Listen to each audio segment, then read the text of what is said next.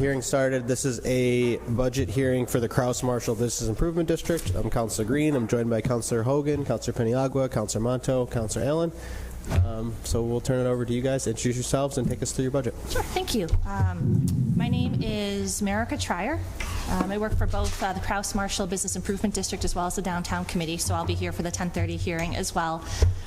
This past July is when the Downtown Committee actually started providing management services for the Crouse Marshall Business Improvement District. I'll introduce Jerry Dellis. Okay, yeah, I'm Jerry Dellis. I'm president of the CMBID. For those of you that don't know much about our program, we started, I believe, in 2000. No, talk straight. Oh, sure. Oh, okay. There you go. Yeah. Thank you. Want me to start over or no? Okay. So we started around 2000, and it was kind of a grassroots effort to go around and get property owners to get on board with us creating the BID, which is our improvement district. We were able to secure the university to help us get our legal stuff in order. The hospitals were on board. Primarily, you know, for the past, it's almost 23 years now, we've maintained security similar to what you see downtown. I think downtown was the first Special Assessment District. It's and it is an assessment, so the university does pay and the hospital pays. I believe it's on the school tax bill, right? Yep. So it's the Crouse Marshall, similar to the Downtown Special Assessment, shows up. The city collects the Crouse Marshall District Special Assessment, and then we, the Crouse Marshall BID, contract every year to draw down on those services. So we submit our budget. So the Crouse Marshall Board will meet to recommend a special assessment budget to the mayor. After their meeting, they then make that recommendation to the mayor, and then that gets included as part of the city's budget, which is what we're discussing today. And then once the city budget is approved, we'll go through an additional process for us to actually execute a contract with the city to be able to draw down on those funds. So we put together just a brief PowerPoint just to give you a sense of what it is that the district provides. I apologize, the size 20 font looked much bigger on the screen than it actually reproduced on here. We shared here, so the Crouse Marshall Business Improvement District gave you a general sense of where that area is. We call it the area where the university meets the community. Marshall Street, the 100 block, is the kind of main street of the Crouse Marshall District, but Crouse Ave, Adams Street, and University Ave up to Waverly are all part of that approximately 9-block district. We do have, as Jerry had mentioned, a board of directors, and we are a nonprofit organization. With the board, the larger institutions have representation, so Syracuse University is able to appoint board members. The city of Syracuse has 3 board members that are appointed, so Councilor Monto is the Common Council's appointment to our board of directors. Crouse Health has a couple of appointments, the Sheraton has an appointment, and there are also 4 seats that are elected within the district. So there are 2 tenant representatives and 2 property owner representatives, so each term is 3 years. So we go through not only an appointment process, but also an election process for the board. The primary areas of focus for the district, and this is on the handout, Crouse Marshall really emphasizes clean and safe as our 2 primary expenditures of the special assessment dollars. So we do have a staff person that is assigned up in the district, and their primary responsibilities are litter patrol. In the wintertime, they help with the sidewalk snow plowing, graffiti removal, power washing the sidewalks. We'll put flower planters up there during the warmer months to help to beautify the area. We do brick paver maintenance. There's a couple kiosks and other furniture up there that we're responsible for repairing. Weed control, tree maintenance, tree pruning, and things like that. I mentioned on slide number 4 we do get involved with some additional beautification and improvement activities. So each year, to help add to the aesthetics of the district, the Crouse Marshall bid solicits sponsorships. So we have 20 ground planters that get installed throughout the district, and they make such a big difference when people see the flowers. We actually get sponsorship for those, and the sponsorship helps us to pay for the plant materials, the maintenance, the moving them in, the taking them out of the district, and so you'll see that represented as part of our district revenue. And then we also maintain a 50-50 cost-sharing agreement with the City of Syracuse. So every 5 years, we have been executing an agreement to split the cost of the public repairs that are put in the district. So helping split the cost of those kiosk repairs, brick replacements, just so we can keep that infrastructure looking attractive. Slide number 5 shows you our security program. So we do have security, retired law enforcement officers assigned to the Crouse Marshall District. We have one officer that will patrol 35 hours a week when the students are in town, and then when the students are not in session, they're up there for 20 hours a week because the businesses obviously are still active. Our security officers work very closely with the Syracuse Police Department as well as Syracuse University's Department of Public Safety. Their job is to respond to immediate concerns, but then also on Marshall Street in particular, there's a lot of uses happening on that street, so they get involved with helping to direct traffic, keeping deliveries moving, so there's parking available for patrons that are coming in. America, they work primarily daytime hours, right? Yeah, primarily daytime, yes.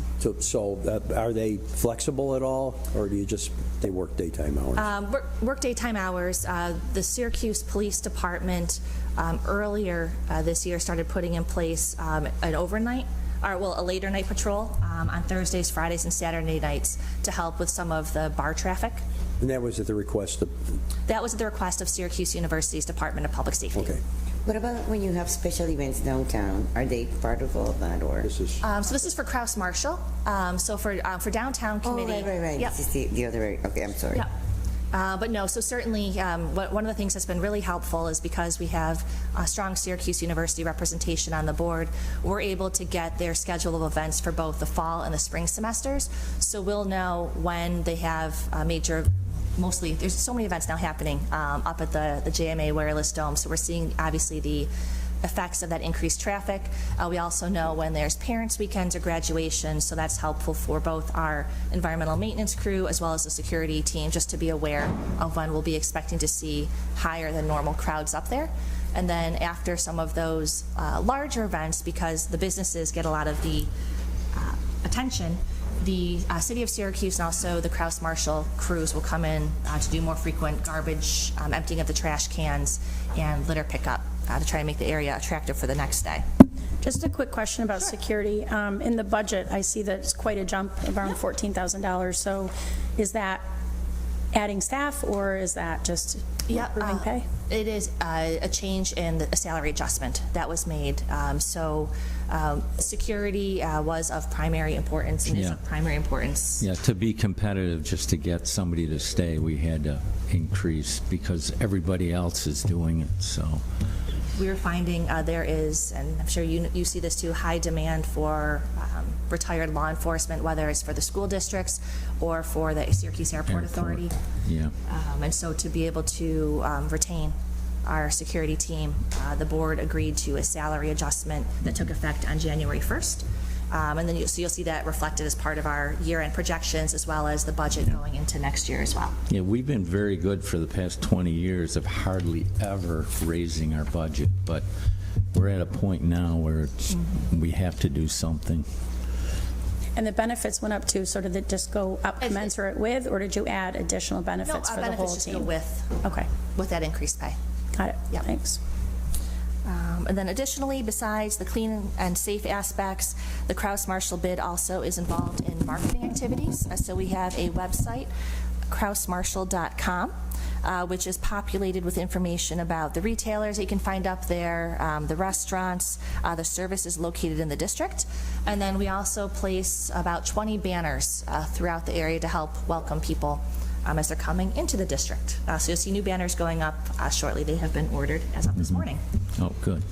So as for the Crouse Marshall budget, I'm starting on page 230 here. So you can see Crouse Marshall is funded through a mix of revenue sources. So about 93% of the Crouse Marshall's budget comes from the special assessment. 4% of our budget is made up from a reimbursement for that 50/50 program that I had mentioned about the cost sharing on the streetscape improvements.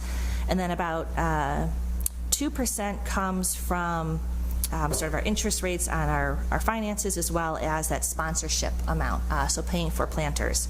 And then as far as how we use those dollars, gave you an overview of sort of the commentary of what happens up in the district. About 48% of our budget does go to providing security because, again, Crouse Marshall faces many of the same challenges that a lot of the commercial districts, including downtown, face. And so it's important to have somebody up there who can help keep an eye on things, help answer questions for visitors, help merchants with any kind of issues that come up, be in contact with the Department of Public Safety or the Syracuse Police Department. So that is a primary focus. And then for the expenditures, the environmental maintenance and the personnel, those two lines are part of the environmental maintenance program. So the personnel is actually the person that works up there. Previously, we had a full-time employee that worked up there 35 hours a week. It was a minimum wage position. He worked there for really the whole time of the bid started its formation. Yeah, almost 19 years probably, Billy. Yep, and then let us know that his wife had retired, so he was also retiring. And so it was really challenging to find someone who would be consistent in that what we needed to show up there. So we wanted to minimize the impact overall on the Crouse Marshall budget. So what we did was we joined the Crouse Marshall position, so it's essentially 60% of a full-time employee because it's 9 blocks. So we have that position married with one of our downtown positions. So we took essentially 2 part-time positions to make a full-time position for someone to try and get some efficiencies and fill that role. So that is what we did with the personnel piece. And then walking through, really pretty straightforward. On page 231, you'll see the projected administration line ends a little bit higher for our projected year. That's just because last year there had been a management expense that had not been included within that budget line. And then you'll see for our proposed budget, under other expenses, we've increased that to be able to set aside funding to redo the Crouse Marshall bylaws. So it's good practice to, as a nonprofit, to have the board review those, make any updates. So that is something that's planned for this next year. On page 232, you'll see our marketing budget is a little bit higher than projected. Again, we had the environmental maintenance position that had been open for several weeks, so we didn't have that full-time position. So the board had the wiggle room to be able to spend more in other categories to do these improvements. So we have new banners that have been ordered and will be installed in the district. The environmental maintenance line on page 233 is fairly straightforward. That horticulture line reflects the expenditure to purchase the planters, which is then offset by sponsorship dollars coming in to maintain them. Page 234 is our security line, so that's where you can really see for the projected and the proposed columns the impacts to that salary adjustment. Page 235 is that environmental maintenance personnel. So you'll see we project ending the year lower than what we had budgeted, and that's primarily because we had the position open for quite some time. So we did have people going up there a couple hours each day, but it was not a full-time position. And then you can see we're under our proposed expenditure for the full-time maintenance position. That represents that 60% of a full-time employee to minimize the overall impact on the budget, just because the board and we are aware of what the change in security salaries did to the budget. We'd be happy to take any questions. Operations and maintenance, that went up, then it went down again. What's 233 under horticulture?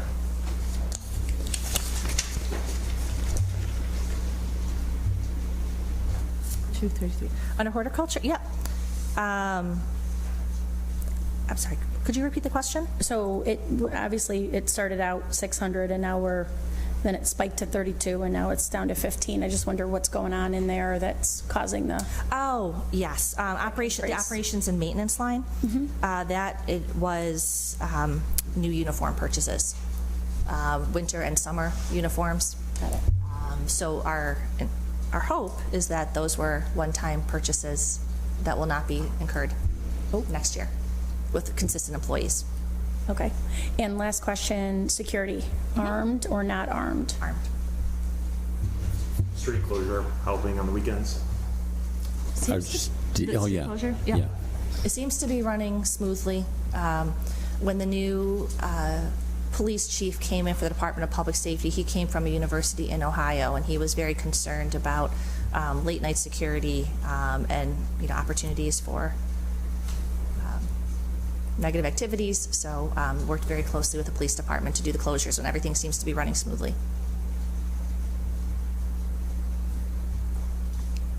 What about the future? I mean, because obviously there's a lot of housing going on up there, so I imagine you'll have a lot more customers in that area. So is there any type of plan? Well, we've had more business after the pandemic was over with. Everything came back pretty strong. Right. And now the Dome's doing more concerts, so, it's been busier up there. I don't know what's going to happen this summer, how busy we'll be. I know during lunch hours we're busy. Typically, during the summer, it's much slower at night. There's a lot of housing going up there, not even student housing, like workforce housing on East Genesee Street and all that, so I imagine it'll draw some.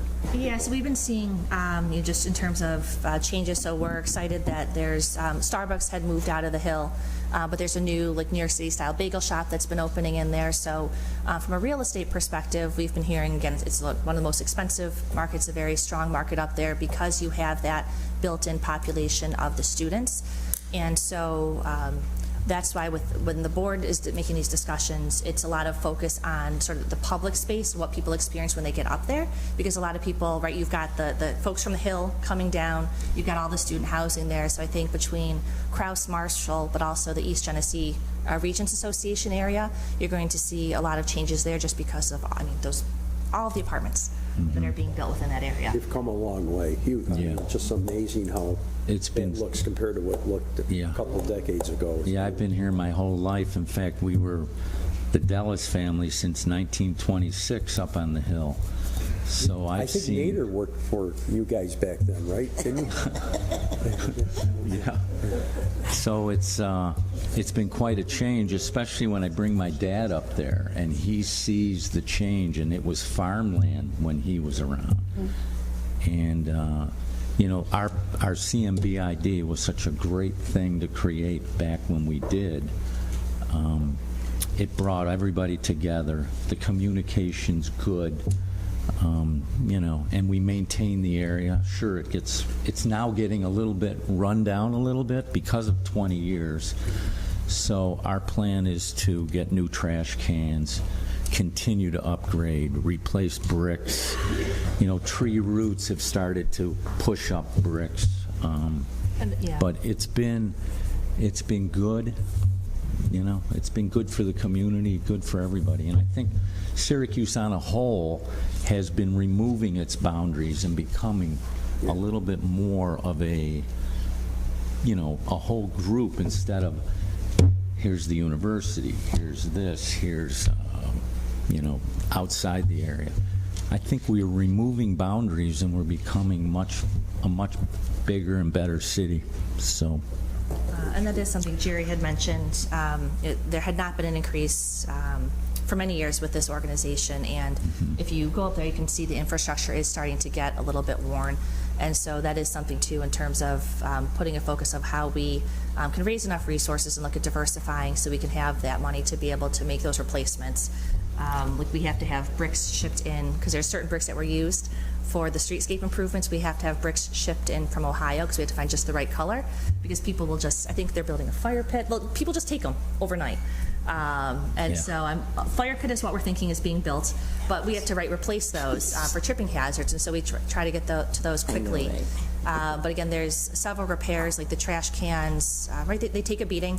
They're smaller capacity, so on Marshall Street, we worked with the DPW and we did a walk, and we said we're going to buy a larger capacity can just for Marshall Street so that when the trash is, there's more room to put in the trash, the city will still be coming through, but then be able to move some of the better looking cans to other areas while we continue to build up resources to be able to make those purchases. And then there's brick repairs planned for this year as well. Does Syracuse University pay into the special assessment fund? Yes. Okay, great. Yep. Yeah, that's the beauty of the whole thing. They've got some large properties. They get a discount. The non-for-profits, I believe, get about a 5% discount compared to the business owners, but everybody was on board. I don't think we've ever not had anybody pay in 20-some-odd years. Yep. 100% payment. Yep. Who donates the services to you? The donated services, that is a dumpster placement. So because of our audit, we're required to report the value of our donated dumpster service. All right. And also recognize the expense. Okay. So that's Jerry's dumpster. Yeah. Yeah, and then the Crouse Marshall Board, we meet every other month. Every business and property owner within the district gets an invitation to the meetings. We do the meeting minutes, we record the Zoom, so we try to make it as accessible as possible so people can participate. Mm-hmm.